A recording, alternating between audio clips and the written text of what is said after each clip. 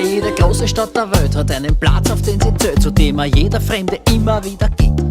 Und so hat London seinen Tower, Berlin die Reste von der Mauer und was sonst noch in den fremden Führern steht.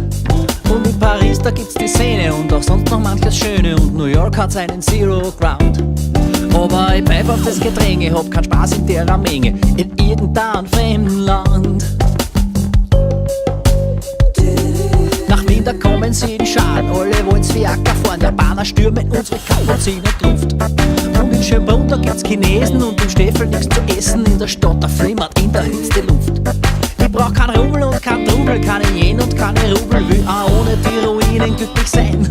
Der Ort, auf den ich wirklich stehe, wohin ich immer wieder gehe, das ist die Donauinsel ganz allein.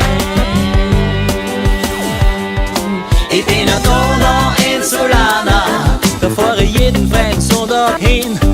Da kann man noch grad gehen und schöne Madeln sehen, woanders hin macht für mich keinen Sinn.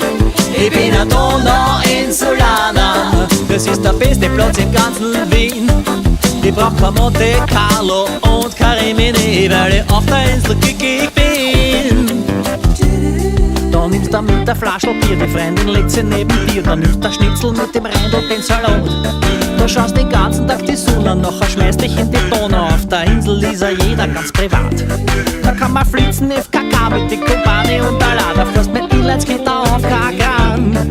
Da kannst spazieren mit dein Dackel, fährst der Runde Menschenachel. Auf der Insel ist man wieder heim.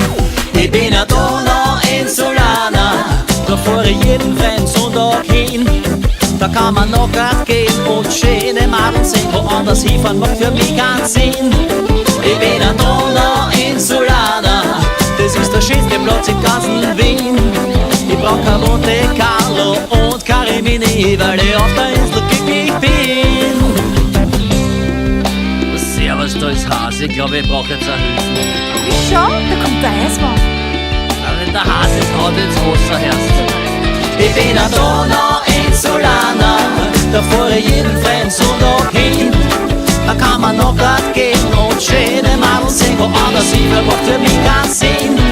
Ich bin ein Donauinsulaner, das ist der schönste Platz im ganzen Wien.